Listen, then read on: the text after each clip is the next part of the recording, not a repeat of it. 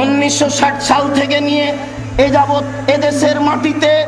আহলে হাদিস আন্দোলনের তৎপরতা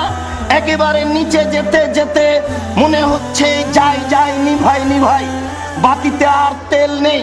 এই নিভাই কি জ্বলে, এই নিভাই কি জ্বলে, এইভাবে থাকতে লাগলো। 1994 সালে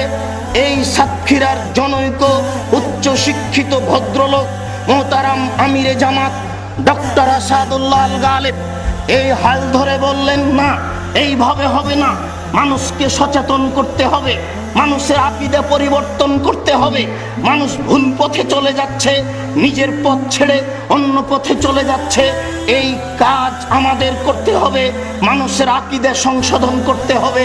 আদর্শের পরিবর্তন ঘটাতে হবে। তাই তিনি যুবকদের নিয়ে যুব সংঘ করলেন, বাচ্চাদের নিয়ে সোনামণি করলেন, আপনাদের নিয়ে আহলে হাদিস আন্দোলন করলেন। জাতির কাছে সব জায়গায় যাওয়া সম্ভব নয়, তাই তিনি আত্মাহারিক পত্রিকা বই আকারে বের করলেন যাতে করে সবার কাছে যায়, ফতোয়া যেন খুব ঠিক হয়, এই জন্য তিনি ফতোয়া বোর্ড তৈরি করলেন। এদেশের মাটিতে